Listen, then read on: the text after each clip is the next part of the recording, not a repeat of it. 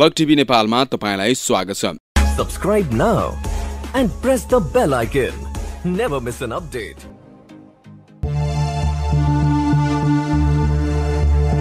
आदरणीय दर्शकवृन्द नमस्कार। आज हामी यो भिडियोमा तपाईलाई कन्डमका बारेमा रोचक कुराहरू गर्नेछौँ। यौन सम्पर्कको बेलामा प्रयोग गरिने कन्डम कहिले आविष्कार भयो भन्ने बारेमा तपाईलाई जानकारी नहुन पनि सक्छ। यसका रोचक तथ्यहरूको बारेमा तपाईलाई धेरै कुरा थाहा नहुन सक्छ। त्यसैले आज हामी कन्डमका केही रोचक कुराहरू तपाईहरुमाझ प्रस्तुत गर्नेछौँ। कन्डमको आविष्कार फ्रान्समा भएको मान्यता छ। अनुसन्धानदाताहरूले फ्रान्सको एउटा गुफामा कन्डम आकारको एक चित्र भेटाएका थिए। यो करिब 15,000 वर्ष भन्दा पनि पुरानो हो। स्विडेनमा पनि सबैभन्दा पुरानो कन्डम पाइएको छ। पहिले कन्डम पाउन निकै गाह्रो हुने गर्थ्यो। अमेरिकामा डाक्टरहरूको सल्लाहपछि मात्र यसलाई सन् 1928 देखि वेडिङ मेसिनबाट निकाल्न सकिन्थ्यो। साथै सोची ओलम्पिक्सको समयमा एथलेटिक्सहरूलाई ओलम्पिक भिलेजमा 1 लाख कन्डम पुर्याइएको थियो। 16औं शताब्दीमा भेरुङ्गी रोगबाट बच्नको लागि कन्डमको आविष्कार भएको थियो। त्यस समयमा फ्रान्समा धेरै मानिसहरू यो गुप्त रोगका कारण मारिरहेका थिए।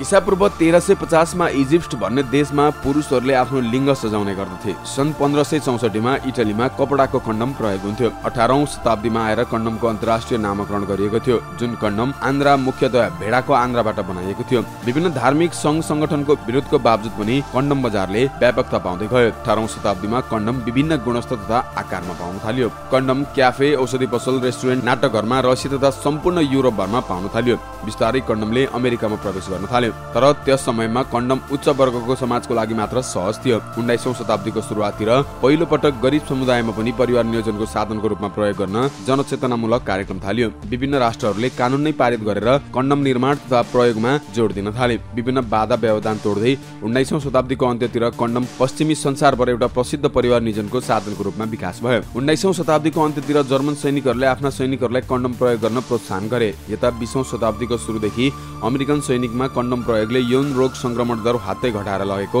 अनुसन्धानले पत्ता लगायो। सन् 1920 मा आएर संसारभर कन्डमको प्रयोग दोब्बर भएर गयो। संसारमा बनेको पहिलो कन्डम। संसारको पहिलो रबर निर्मित कन्डम 1855 मा बनेको पाइन्छ, जुन साइकलको ट्युब जतिकै बाक्लो थियो। यसका अलावा पनि संयुक्त राज्य अमेरिका र बेलायतमा रबरले बनेका लिङ्गमुण्ड मात्र छोपिने कन्डमको प्रयोग हुन्थ्यो।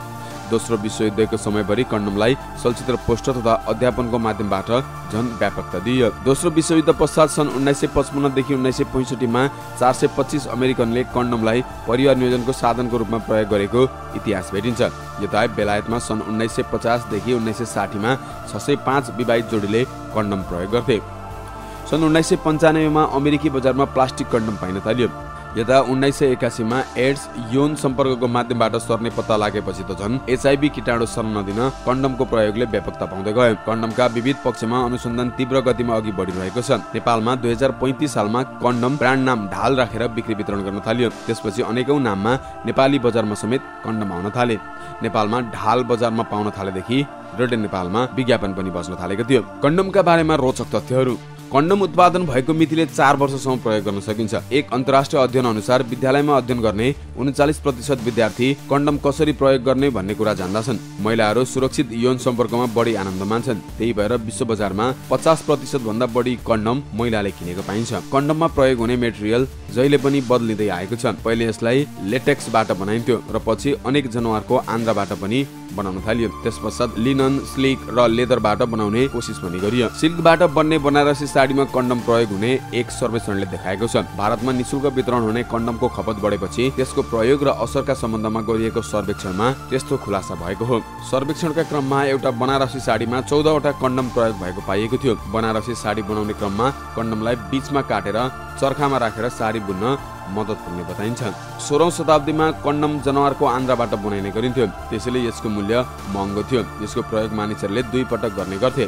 19औं शताब्दीसम्म आउँदा यो यति सस्तो भयो कि मानिसहरूले 1 पटक प्रयोग गरेपछि फ्याँक्न थाले। त्यति मात्र नभएर यसको प्रयोग सैनिक जवानहरू आफ्नो राइफललाई पानीबाट बचाउन र कतै आगो बाल्न प्रयोग गर्ने गर्थे। पछिल्लो केही समयमा कन्डमको आकार र टाइपमा निकै परिवर्तन आएको छ। अब फ्लेभर कन्डमदेखि लिएर लुब्रिकेटेड र अन्य प्रकारका कन्डमहरू बजारमा सजिलै उपलब्ध हुन्छ। हाल वैज्ञानिकहरू नदेखिने कन्डम बनाउन लगातार कोसिस गरिरहेका छन्। कुनै एक समय थियो स्विडेनलाई कन्डम एम्बुलेन्सको देश मानिन्थ्यो। त्यसबेला स्विडेनमा कन्डमको आवश्यकता परे कन्डम एम्बुलेन्सलाई फोन गरे तत्काल उपलब्ध हुन्थ्यो। स्विडेनले पनि आफूलाई पहिलो कन्डम प्रयोग गर्ने देशका रूपमा दाबी गर्दै आएको छ। केही दशक अघिसम्म पनि अमेरिकामा कन्डम प्रयोग गर्ने चिकित्सकहरूको पुर्जी आवश्यक हुन्थ्यो। कन्डमलाई कोल्ड बार जित्ने एउटा माध्यम बनाएको थियो। अमेरिकाको जासुसी संस्था तत्कालीन सोभियत युनियन टुक्र्याउन पनि कन्डमलाई समेत माध्यम बनाएको थियो। सोभियत महिलाहरूलाई अमेरिकाका पुरुषहरू प्रभावशाली छन् भन्ने कुरा देखाउन यो उपाय अपनाइएको आरोप अमेरिकामाथि लाग्ने गरेको छ।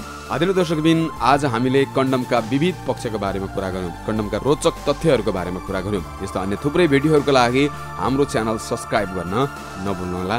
धन्यवाद।